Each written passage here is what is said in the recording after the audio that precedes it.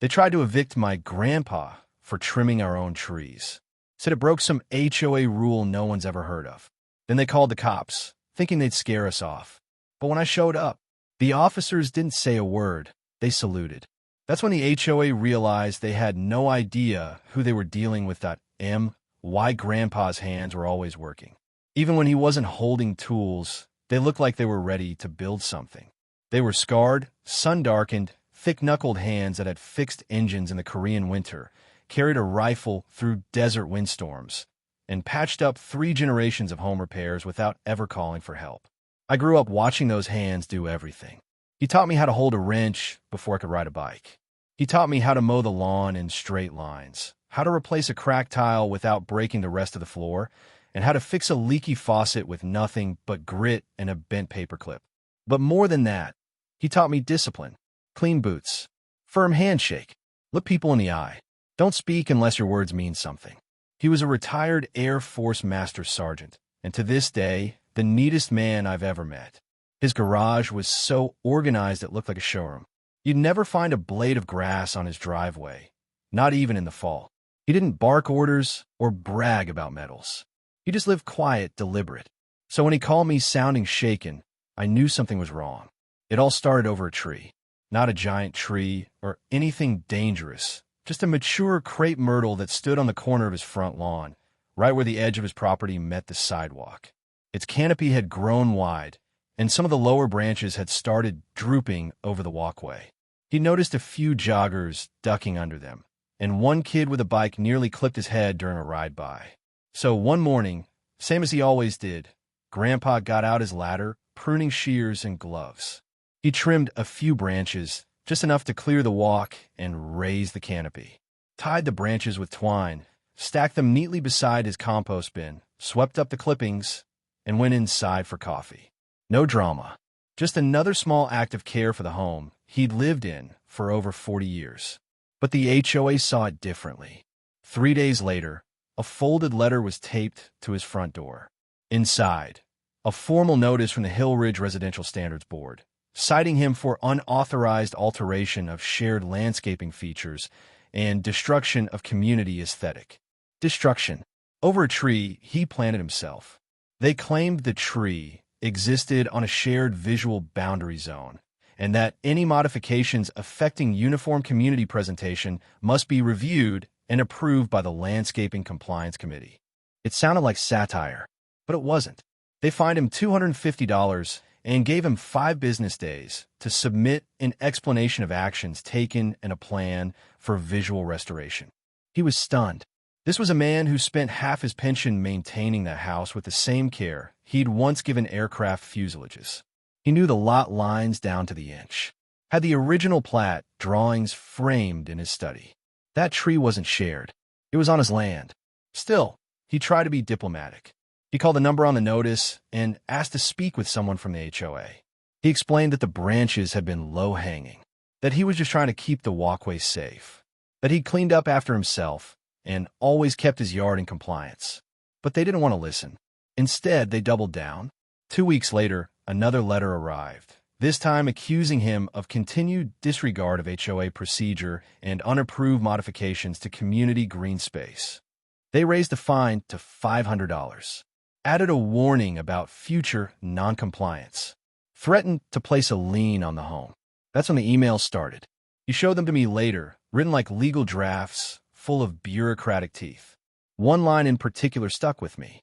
Should you persist in violating community harmony standards, formal eviction proceedings may be initiated as allowed under the Hill Ridge Code of Mutual Interest, Section 14b. Eviction for trimming a tree. At first, he didn't want to tell me, didn't want to worry me, but I could hear it in his voice the day he finally called. I was between meetings when the call came through. I answered casually, "Hey, old man," I said. "You finally learning how to text?" But his voice wasn't teasing. It was quiet, measured. "Hey, kid, you got a minute?" That's when I stopped what I was doing. I stepped out of my office and into the hallway. "What's going on?" He exhaled. "Think I stepped in something stupid. HOA says I messed up their tree. Got some letters. Now they're talking about fines and other stuff. Other stuff. They said I could be forced to sell if I don't comply. Said it's about community standards. I just trimmed some branches. That's all I did. I didn't answer for a second. Where are you right now?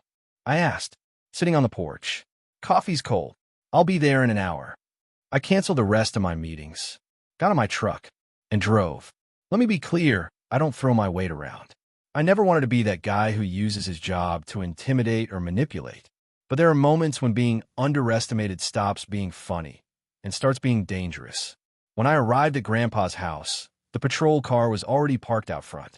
2 HOA compliance officers stood near the porch, clipboards in hand, one of them taking pictures of the yard like it was a crime scene. Grandpa was sitting in his rocking chair, arms crossed, staring straight ahead. Calm. But I know that look. It's the one he wore the day Grandma passed. It meant I'm holding it together, but barely. I parked behind the cruiser, stepped out, and started walking toward them. That's when one of the officers, a deputy I knew from the academy, turned, saw me, and immediately stood upright. He gave a sharp salute. Lieutenant Whitmore, sir. The 2 HOA reps froze. I returned the salute and walked past them to the porch. You okay? I asked my grandfather. He nodded once. They came back this morning. Said I refused compliance. Said they were calling enforcement. Good thing enforcement showed up then. I turned to the deputy. Who called this in? The younger one pointed toward the HOA rep. He claimed trespass and community vandalism. I raised an eyebrow. This man right here. I pointed to Grandpa, the 82-year-old veteran sitting quietly on his porch with a cold coffee. The rep tried to speak. It's not personal. It's policy. He violated landscaping code. I cut him off. I've reviewed the code. I've seen the footage. I've walked the boundary line myself. That tree is on private property. The trimming caused no damage.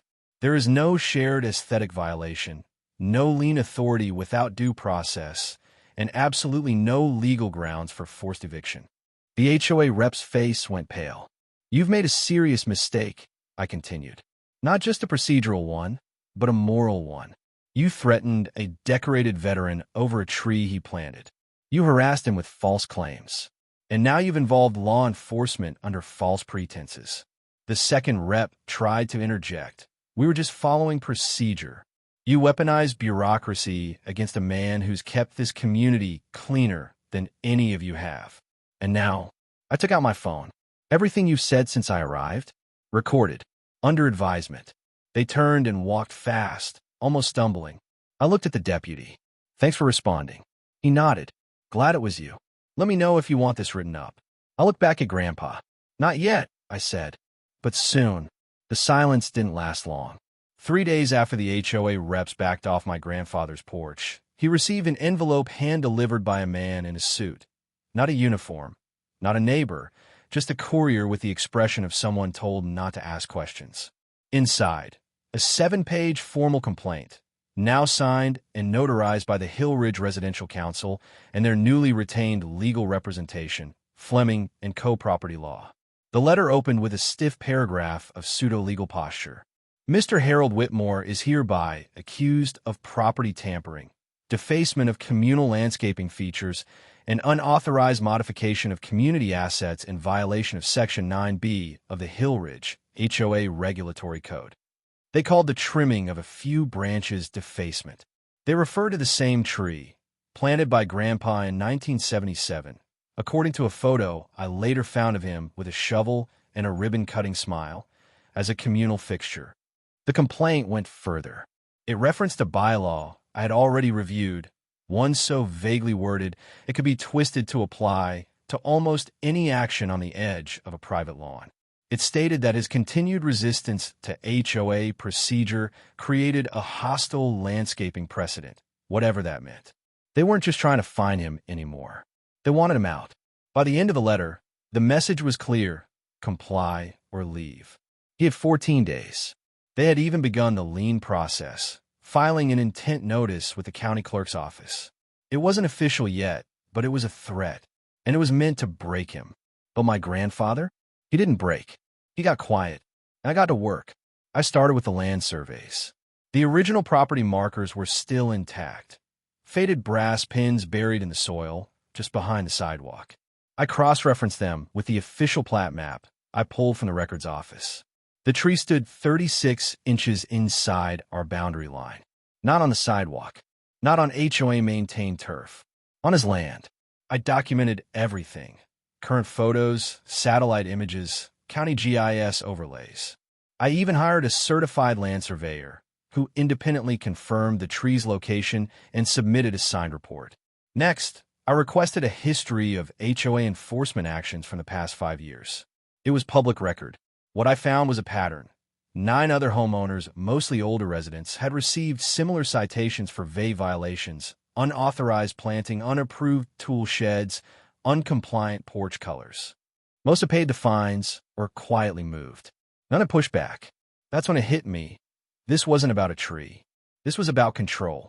The Hill Ridge HOA was operating like a private empire, using a handful of twisted regulations and intimidation tactics to bully anyone who didn't fall in line with their vision of communal order. And my grandfather? A self-reliant, no-nonsense man with a flag on his porch and pride in his name? He was a threat to that order. When I brought the surveyor's report to the HOA office, I asked to speak with the board. I was told the president was unavailable and to submit all questions in writing. I handed the receptionist the packet, maps, proof, time-stamped images, and said, "This isn't a request. This is a line in the sand." 2 days later, the police were called again. I was on duty when the call came through dispatch: report of noncompliance and possible trespassing by resident under HOA enforcement dispute. It was my grandfather. This time, they sent 2 uniformed officers who didn't know him. I arrived 10 minutes after them. Grandpa was on the porch, sitting exactly where I left him, calm, coffee mug in hand. The officers were standing nearby, not aggressive, but clearly unsure of the situation. I stepped out of my truck. Both officers turned, recognized me, and immediately lowered their postures. One of them said, "We were told there was a threat to property management personnel." Grandpa didn't even look at them. He just sipped his coffee and said, "Call my grandson." "I'm already here," I said, stepping between him and the officers. I explained the situation, showed the property survey, gave him copies of the legal documents. They reviewed everything and stepped away to call in. When they returned, their expressions had changed. "Looks like this is a civil matter," one said. "You're well within your rights. No further action here." As they left, one of them patted Grandpa on the shoulder and said, "Thank you for your service, sir." But the HOA wasn't done. A few days later, their attorney sent a new letter, accusing Grandpa of willful obstruction of administrative enforcement and threatening to escalate the matter to municipal court. It included language designed to scare, mentions of forced entry, reimbursement of legal fees, property seizure under Section 11C. I called Sarah Benton, the same attorney who had helped me on the Lake case. She reviewed the documents and let out a low whistle. "This isn't just overreach," she said. "This is predatory. They're hoping he's too scared to fight, that you won't want to drag this through court. They don't know who raised me," I said. Sarah filed a cease and desist letter the next morning, citing harassment, abuse of enforcement power, and misuse of HOA authority.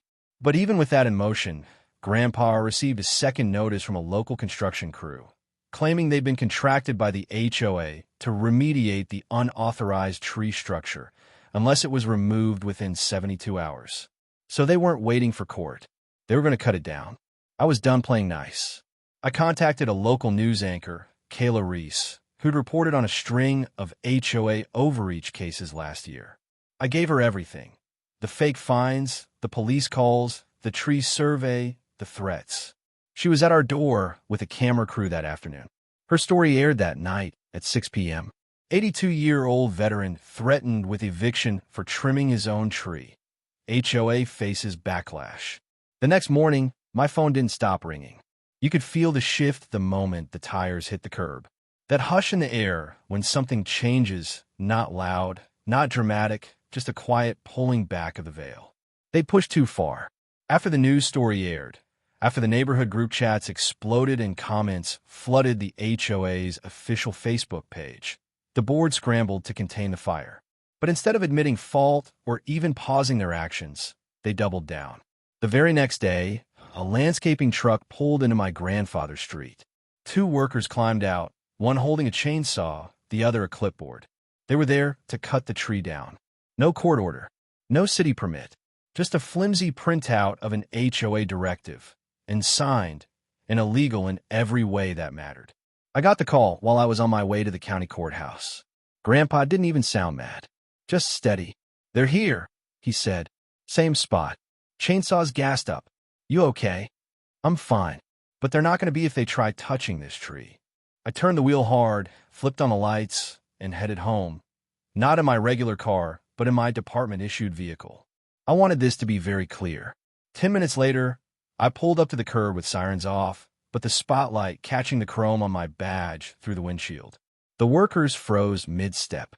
The HOA rep, standing near the fence, clipboard in hand, looked up, trying to piece together the vehicle markings. Then he saw me step out. Full dress uniform, badge shining, rank visible. One of the officers already on site, clearly pulled in by the HOA's ongoing enforcement request, spotted me and immediately straightened his back. "Lieutenant Whitmore," he said, nodding. "Didn't realize you were on this call." "I'm not," I replied. "But I am now." He saluted. The second officer followed suit. The HOA rep's face drained of color. I walked past the contractors, who slowly stepped back toward their truck like they were trying to disappear. Then I turned to the clipboard holder. "Let me see your paperwork," I said calmly. He handed it over with shaking fingers. No stamp, no legal filing, just a typed-out page referencing HOA bylaws and citing emergency tree compliance enforcement. I flipped the page over, held it up, and said, "This is nothing. This is a fancy piece of copy paper with no legal standing." "I was told by the board," he began. "Stop. You're not the first person they've sent on errands they're too scared to carry out themselves. But you're going to want to walk away now. Because as of this morning, I filed a preliminary report for elder harassment, fraudulent eviction threats, and civil intimidation, all stemming from this HOA's unauthorized actions." I turned to the officers. "You two got body cams on?" "Yes, sir," one answered. "Good. Document this." This man, I pointed at the rep, attempted to order a takedown of private property on a parcel of land confirmed by a certified survey to be in compliance, with no permit, no warrant, no municipal authorization, and under direction from a homeowners association acting outside its scope of power. The rep started to speak again, but I raised a hand. "Don't say anything. You're already in enough trouble." I looked up at the workers. "You two have families?" They nodded. "Then pack up your tools. You don't want to be on this incident report." They didn't need a second invitation. As they loaded their equipment, I turned back to the rep. "You will tell Greg Hensley and the rest of the board that any further action against my grandfather or anyone else under similar duress will be met with immediate civil response. We've already begun a complaint with the County Housing Commission, and next stop is a lawsuit, one that'll include every name who's signed off on this garbage." He said nothing, just turned, got into his car, and peeled away like a man fleeing a forest fire. Grandpa never stood up from the porch. He watched it all, silent. When I walked back toward him, he didn't even smile, just raised his coffee cup. "They brought a chainsaw," he said. "They should have brought a lawyer," I answered. He chuckled once, just once, then went back to sipping. But I wasn't done. That night, I filed the full complaint. Elder targeting, malicious enforcement, fraudulent lien threats, and abuse of HOA privilege. We weren't just defending a tree anymore. We were making it clear. You don't mess with family. And you sure as hell don't mess with the man who taught me how to stand my ground. The Hill Ridge HOA meetings were usually dull. A handful of residents in folding chairs. PowerPoint slides. Budget discussions that lulled people to sleep. But that night the room was standing room only, with folding chairs along every wall and voices humming like a storm before it breaks. The story had spread. The elderly veteran targeted over a tree. The grandson in uniform. The failed attempt to chainsaw someone's private property. People who had once shrugged off HOA drama were now paying attention, and they were angry. Grandpa didn't want to go. Not because he was afraid, but because he didn't think it would matter. "Those types don't change," he'd said. "They just dig in deeper." But I told him, let's make them squirm a little at least. We didn't walk in alone. At my side was Sarah Benton, civil rights attorney and housing law specialist. Sharp suit, case file tucked neatly under her arm, and a calm smile that hid a legal hurricane behind it. She didn't need to yell. She just needed the mic. The board sat behind a long folding table up front, draped in a faux velvet cloth like it somehow gave them gravitas. Greg Hensley sat in the center, arms folded, jaw set like granite. You could tell he thought this was going to be a formality, an appeasement for appearances. He had no idea what was coming. When the public comments opened, I stood. The room quieted. Jacob Whitmore, I said, on behalf of Harold Whitmore, homeowner, veteran, and lifelong resident. Greg blinked. You may proceed, but let's keep this civil. We'll keep it lawful, I replied. I pulled a folder from my bag and opened it slowly, like I was about to reveal a crime scene. Item 1. Certified property survey confirming the crepe myrtle tree in question sits 36 inches within the boundary of private parcel #HH 142A. I held the survey up for the projector. Sarah clicked the slide remote. The map filled the screen. Pins, lines, labels. Item 2. Time-stamped photographs from satellite imagery showing that tree has been part of the Whitmore landscape since 1977. Click. Grandpa, age 35, kneeling beside a sapling with my dad. Just a toddler, holding a watering can. Gasps rippled through the room. Item 3, Sarah said now. Stepping forward, HOA enforcement notice dated April 4th, which falsely claimed the tree was shared property, a designation that does not exist under current HOA code. Click. The original notice, with the forged clause highlighted in red. Item 4. I said, official letter from the HOA's contracted attorney threatening to evict Mr. Whitmore based on those false claims and illegally referencing lien authority not granted under your own bylaws. Greg opened his mouth. Sarah raised a hand. We're not finished. Click. The letter from Fleming and Co., shown side by side with the actual HOA charter, which contained no such clause. The contradiction was blatant. Then I turned to the crowd. For those of you watching this unfold, you should know something. This isn't an isolated mistake. This is a pattern. Sarah nodded and stepped up with a second folder. Since the broadcast of Mr. Whitmore's story, over a dozen residents have submitted sworn affidavits describing similar intimidation by the HOA. Click. A document titled, Community Claims of HOA Harassment, compiled affidavits, 12, each with names, dates, citations for things like inappropriate front door color, garden gnome visible from street, unapproved flagpole, non-compliant porch swing. One woman stood from the crowd. They fined us $100 because my kid hung a birdhouse he made in school. Said it broke symmetry rules. Another man spoke up. I had to remove solar panels from my shed because they said it reflected sunlight into a neighbor's yard. They threatened to fine me $50 per day. The board members shifted in their seats. Greg's eyes darted from side to side. And that's when I leaned forward. As of this evening, I said, a formal complaint has been filed with the County Housing Authority, citing this board for elder harassment, unlawful enforcement, abuse of power, and attempted property seizure under fraudulent pretenses. Sarah held up the stamped complaint, signed, official, and public. You may also want to know, she added, that 3 law firms have expressed interest in pursuing class action litigation on behalf of the affected residents, should further harassment occur. Silence. Long cold. Crushing. Greg finally stood. I think perhaps it's time for the board to meet privately, he muttered, face pale.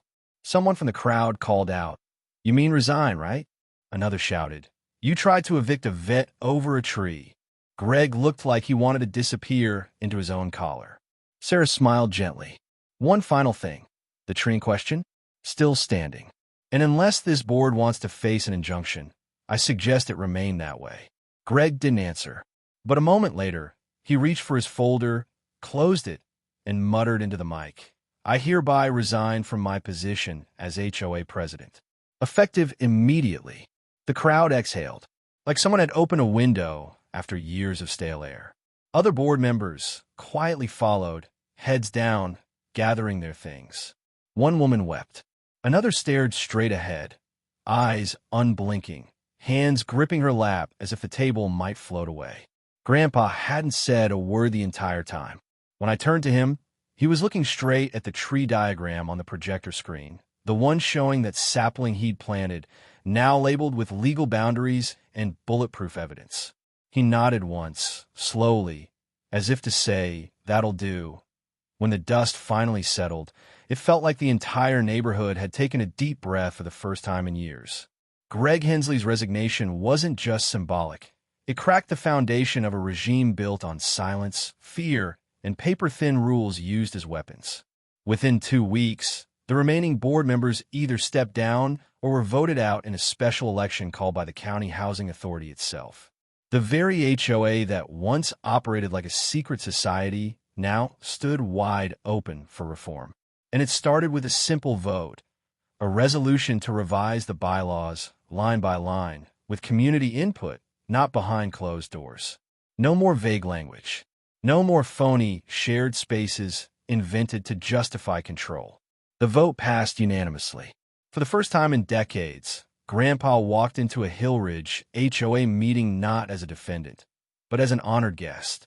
And at that meeting, something incredible happened. The new interim board, made up of volunteers from within the neighborhood, folks who'd quietly endured their own rounds of HOA nonsense, made a motion to dedicate the small grassy area near the front entrance of the neighborhood. The same area the board once threatened to fine Grandpa for unapproved garden lighting. They renamed it Whitmore Corner. They planted a new crepe myrtle there, trimmed by Grandpa himself, with the help of the same boy who hung that non-compliant birdhouse 2 years ago. There's a plaque now, nothing flashy, just brushed bronze with simple words. In honor of those who protect home, by hand, by heart, or by service. After the ceremony, neighbors who'd never dared speak up started to introduce themselves. Some apologized. Some just said thank you. One woman, the same one who once supported the board's color uniformity ordinance, brought Grandpa pie and said her husband was finally installing those solar panels he'd been warned against. A few weeks later, Grandpa asked me if I wanted to help him fix the wood frame around the mailbox. I said yes, and when I arrived, he already had his gloves on and a toolbox open. As we worked, he nodded toward the tree, still standing tall and green. "I didn't think it'd make it," he said. "The tree, I mean. Thought they'd tear it down before they listened." "But it's still here," I said. "So are we." That fall, I helped the new HOA board draft a homeowner bill of rights. Clear protections against overreach, abusive fines, and unilateral enforcement. We hosted town halls. We brought in legal advisors. We made sure the people in that neighborhood understood something powerful. Your home is not a battlefield. It's where you should feel safest, where you plant roots, raise kids, trim trees, and grow old with dignity. And if anyone tries to take that from you, you don't just stand your ground. You bring others with you. They thought my grandpa was alone, but they forgot who raised me. And when someone you love is under threat, you don't wait for justice. You bring it with you. This wasn't just about a tree. It was about respect. It was about dignity. It was about drawing a line, not in chalk or on a map, but in principle. When you spent your life doing right by others, serving your country, raising your family, tending your land, you shouldn't have to defend yourself against the very community you helped build. But sometimes the world forgets who built it. Sometimes it needs reminding. That day, when they brought out fines and legal threats, they saw an old man in a rocking chair. What they didn't see, what they never expected, was the legacy behind that man. The people he raised, the strength he passed on, and the fact that when he stood still, it was not from weakness but from trust. Because he knew I'd show up. And I did, not just as a grandson, not just as a lawman, but as someone who learned the most important lesson a person can carry. When someone strong stands alone, stand beside them. Then watch the world move.